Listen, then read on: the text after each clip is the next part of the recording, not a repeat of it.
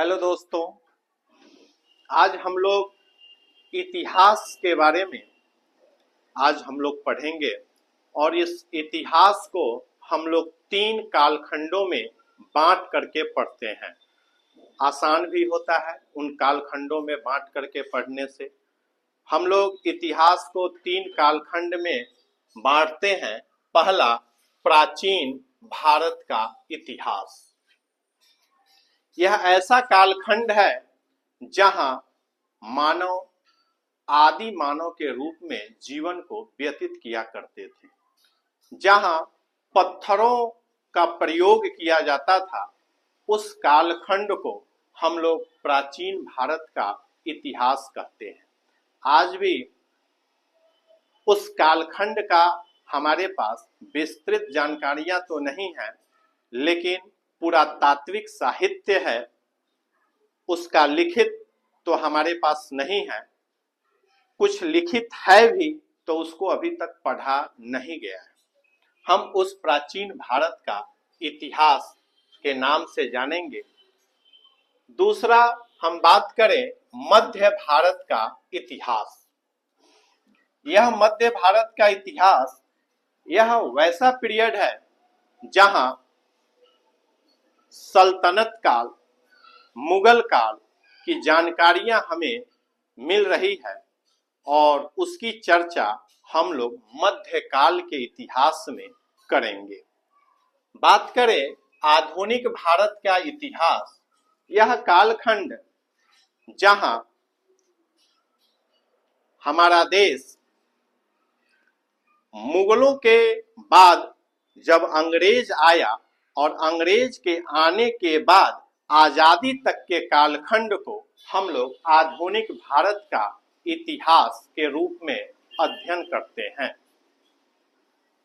आज हम लोग बारी बारी से इन कालखंडों का अध्ययन करेंगे और आज हम लोग शुरू करेंगे प्राचीन भारत का इतिहास। कई वीडियो आएंगे प्राचीन भारत के इतिहास का। उसके बाद जब ये समाप्त होगा तो मध्य भारत का इतिहास आएगा। जब मध्य भारत का खत्म होगा तो आधुनिक भारत के इतिहास पर हम लोग अध्ययन करेंगे। आज हम बात करेंगे प्राचीन भारत का इतिहास। इस प्राचीन भारत के इतिहास को भी तीन कालखंडों में बांटा गया है। इतिहास को तीन कालखंडों में बांटा गया है और उसमें जो एक कालखंड है प्राचीन भारत का इतिहास, इस प्राचीन भारत का इतिहास जो है तीन कालखंडों में, इसे भी बांट करके पढ़ना चाहिए। पहला हम लोग बात करेंगे इस प्राचीन भारत के इतिहास का। पहला है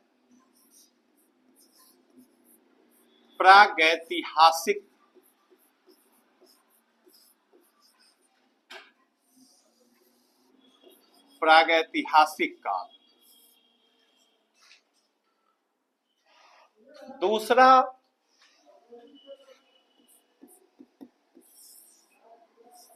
आध ऐतिहासिक काल।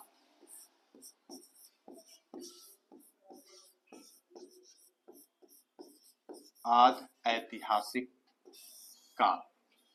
और तीसरा हम बात करेंगे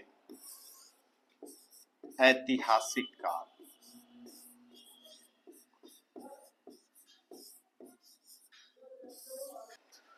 प्राचीन भारत के इतिहास को तीन कालखंडों में बांट करके पढ़ा गया है। वह पहला कालखंड है प्रागैतिहासिक काल, दूसरा आध ऐतिहासिक काल और तीसरा ऐतिहासिक काल।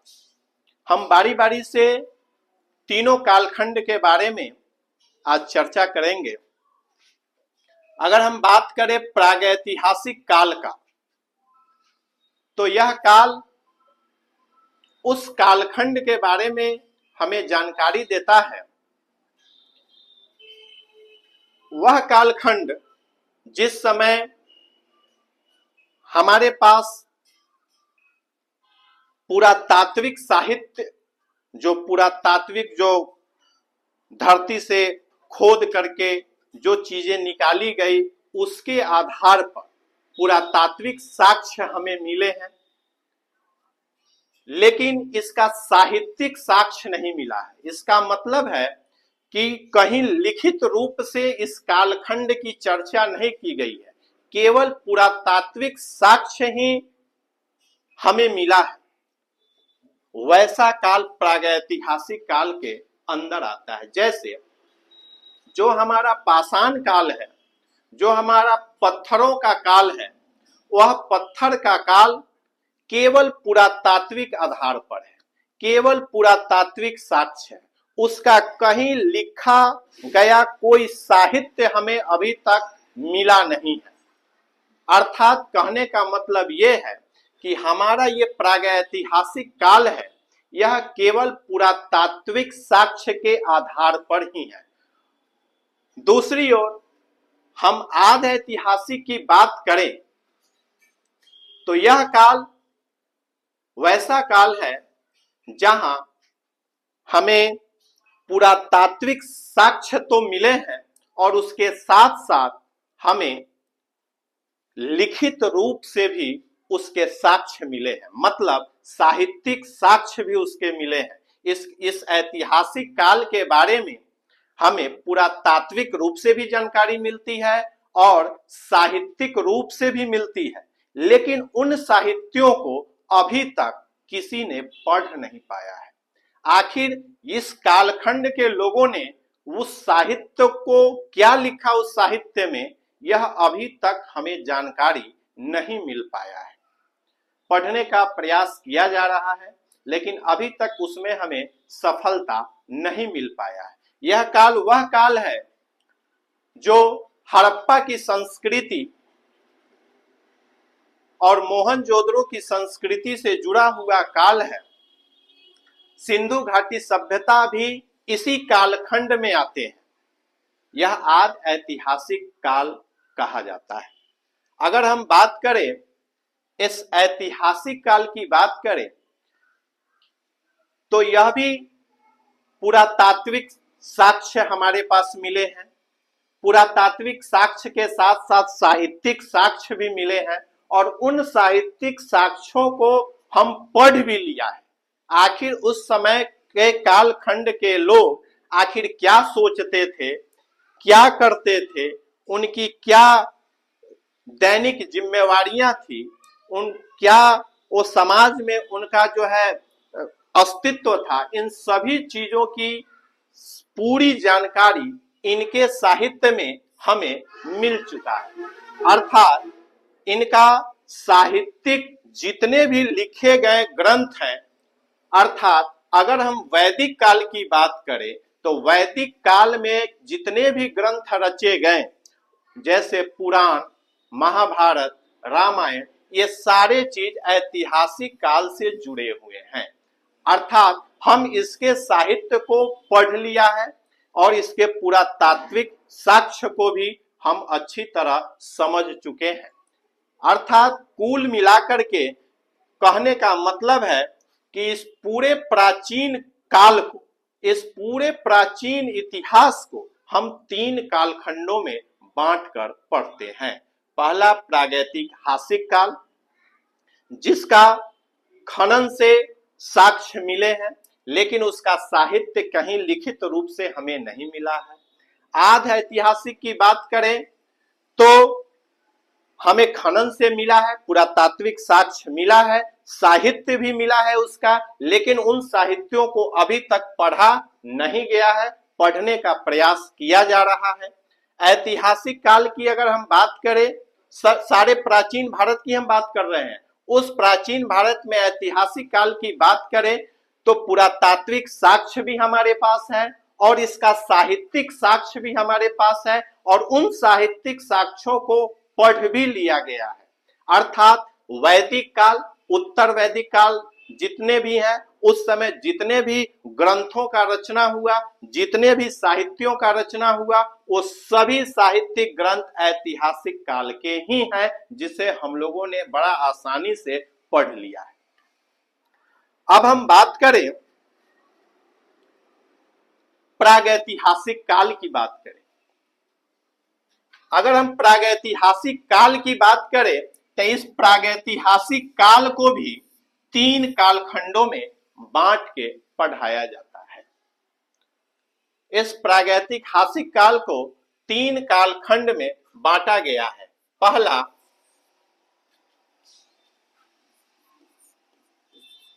पूरा पाषाण काल, पूरा पाषाण काल। दूसरा मध्य पाषाण काल,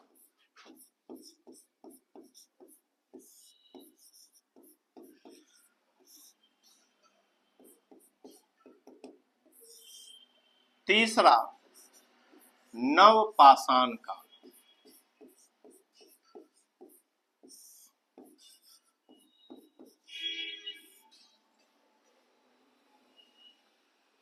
इस प्रागैतिहासिक काल को हम 3 कालखंडों में पुनः बांट करके पढ़ते हैं, जिसे हम पाषाण काल के रूप में पढ़ते हैं। मतलब पूरा पाषाण काल, मध्य पाषाण काल और नव पाषाण काल।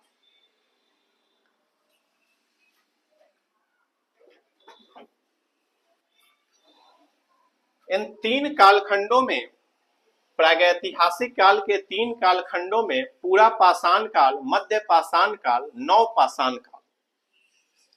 आप लोग कंफ्यूज हो गए होंगे कि हमने इतिहास को कई कालखंडों में बांट दिया। एक बार आइए हम लोग रिवीजन करते हैं।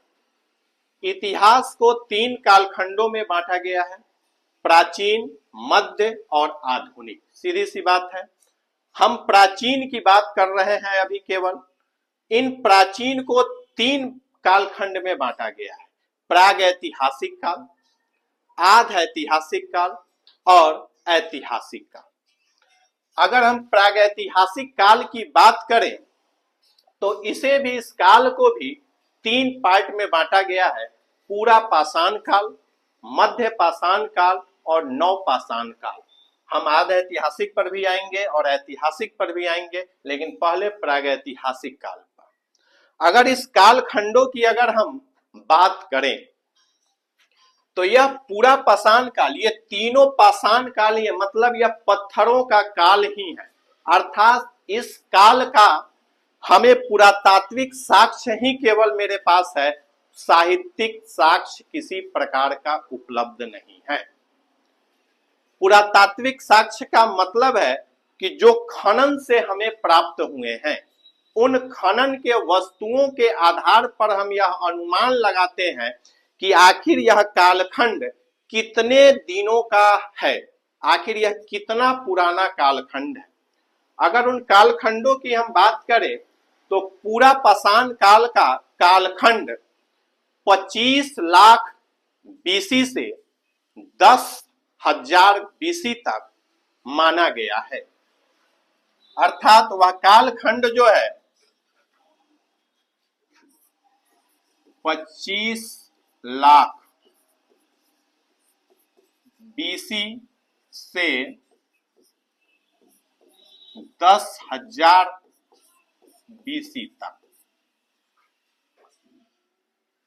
हम बात करें मध्य पाषाण काल,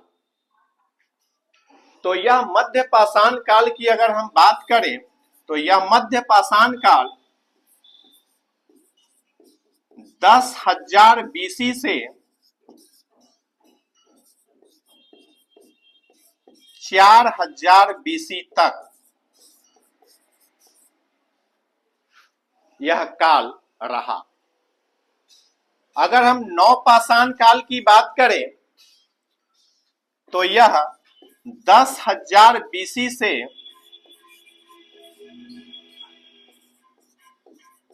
10,000 बीसी से 1,000 बीसी तक यह काल रहा। अर्थात आप कह सकते हैं कि सर मध्य पाषाण काल की भी शुरुआत 10,000 बीसी से ही शुरू हुआ और नव पाषाण काल ये भी 10,000 बीसी से ही शुरू हुआ। इसका कहने का मतलब ये है, आखिर यह मध्य पाषाण काल भी 10,000 बीसी से 4,000 बीसी और नव पाषाण काल 10,000 बीसी से 1,000 बीसी। आखिर क्यों?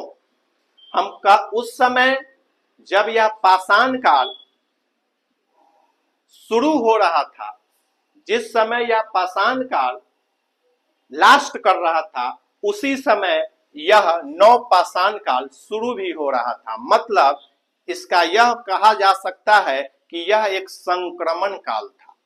मतलब जिस समय मध्य पाषाण काल में चीजें घटित हो रही थी, उसके साथ साथ नव पाषाण काल की भी घटनाएं घटित हो रही थी, अर्थात यह दोनों काल एक संक्रमण काल था।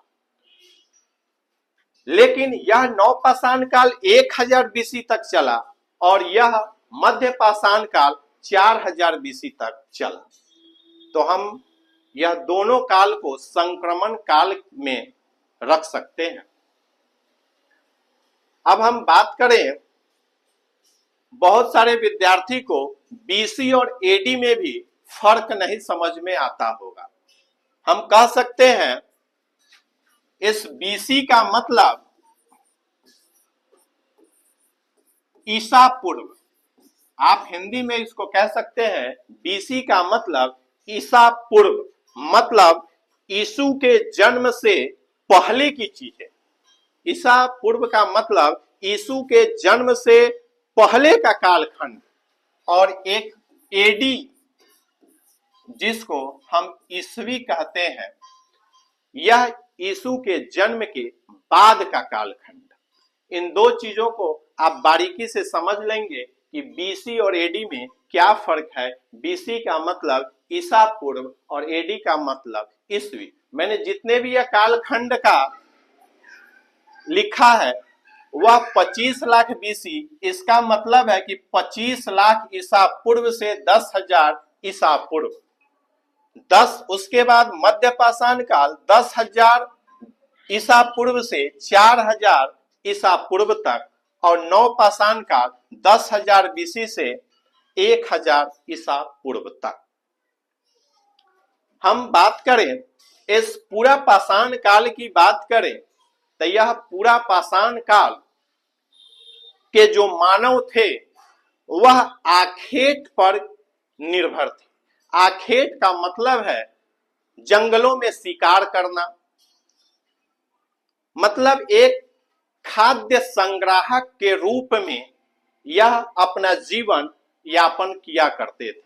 मतलब जंगलों में शिकार करने जाते थे, जो फल फूल कंद जो पेड़ों से हमें प्राप्त होती थी, उन सब चीजों को इकट्ठा करके लोग लाते थे और अपने समाज के लोग बैठ करके उसे ग्रहण करते थे। मतलब यह पूरा पाषाण काल में पशुपालन नहीं था, खेती नहीं था, उस समय केवल आखेट था। उस समय शिकार करके ही अपने भोजन का जो है व्यवस्था करना पड़ता था।